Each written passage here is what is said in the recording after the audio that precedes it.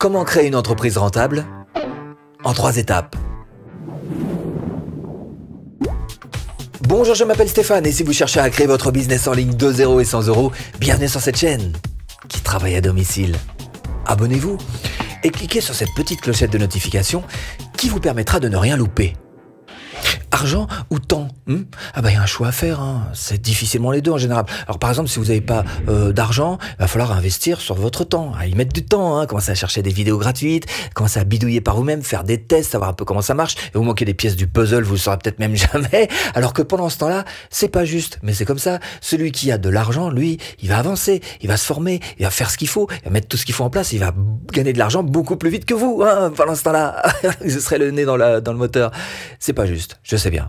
Alors, dans cette vidéo, fort de ma petite expérience, puisque j'ai monté mon entreprise en l'an 2000, d'agence conseiller en communication, et j'ai quelques petits retours à vous faire après une bonne quinzaine d'années à avoir travaillé sur la chose, et je vais vous proposer donc cette toute première question qu'il faut absolument que vous vous posiez. Avoir une entreprise, c'est bien, je sais, ça fait rêver, une start-up, waouh, mais est-ce vraiment obligatoire ?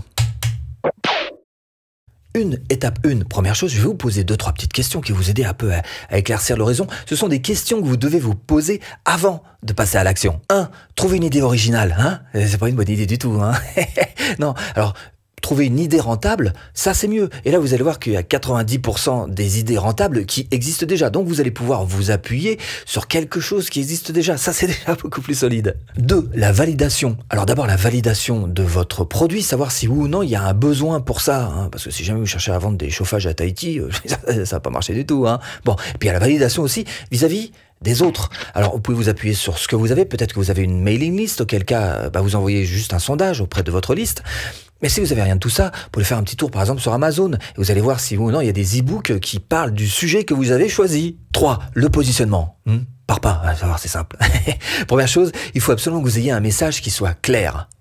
Deuxième chose, il faut que vous soyez cohérent sur votre manière de communiquer, par exemple sur votre bannière, même graphic design sur tous les réseaux sociaux, même titre promesse sur tous les réseaux sociaux, cohérent.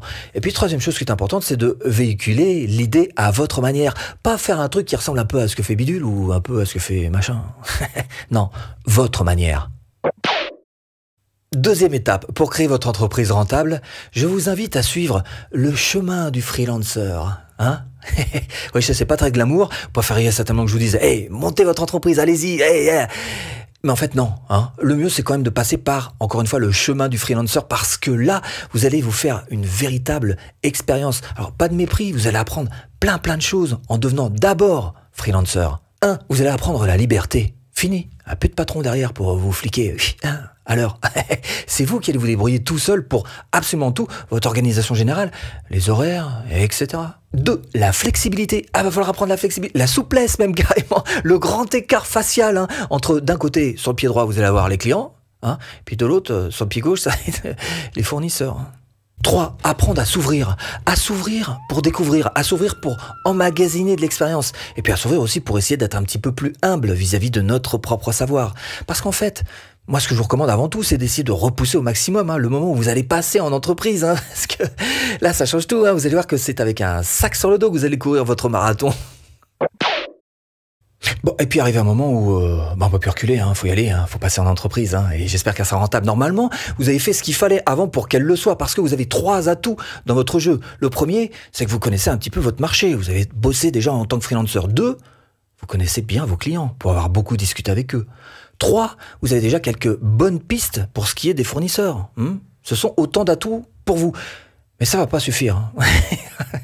Il y a encore des petites choses à faire, des petites choses auxquelles vous allez devoir faire face. Un nouveau statut, un nouveau comptable, le juridique, des frais plus conséquents, des responsabilités, embaucher. Bref, ça fait partie des joyeusetés que tu vas devoir mettre en place pour avoir ton entreprise rentable. Bon, cela dit, il y a d'autres avantages évidemment dont je ne vous parlerai pas, histoire de bien vous décourager quand même. Alors, parmi les choses sur lesquelles vous allez devoir travailler, attention, la première. 1. Créer une gamme de produits. Parce que c'est pas le tout de connaître son marché, il faut aussi avoir évidemment les produits qui collent à son marché et avoir une gamme.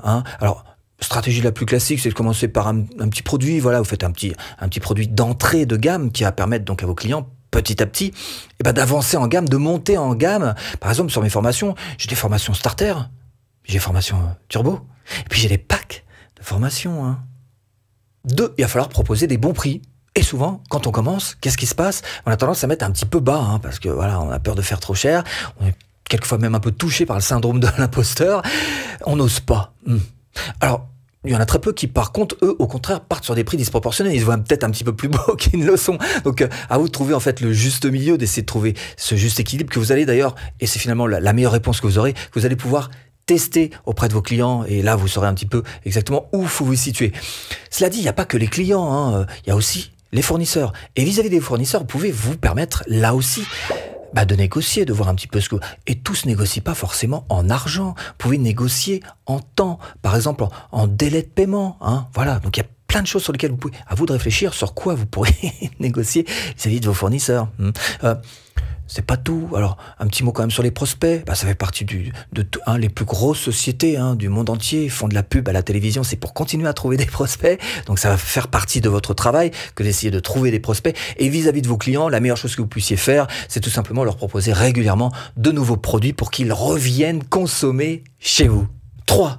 Il faut que vous travailliez sur votre productivité. Et là, il y a double tâche. D'un côté, il faut que vous mettiez évidemment en place le maximum d'automatisation. Mais en simplifiant en même temps, elle est là la double tâche. À partir du moment où vous mettez de l'automatisation, sachez-le, de temps en temps, ça part un peu en ouf. Hein, alors ça veut dire tournevis, et on est reparti encore dans la technique. Donc oui à l'automatisation, mais gardez toujours ce recul de vous dire, il faut que je fasse quelque chose de simplifié à l'extrême, surtout si vous avez des tunnels de vente qui sont quelquefois un petit peu complexes, hein, si vous voyez ce que je veux dire. Alors précisément, avant de parler des upsells, des downsells, des cross-sells, des order bump, on essaye d'avoir d'abord un tunnel de vente qui convertit avec une page de vente qui est au bout est particulièrement performante. Hein. Alors c'est ce que je vous propose de faire. Formation offerte.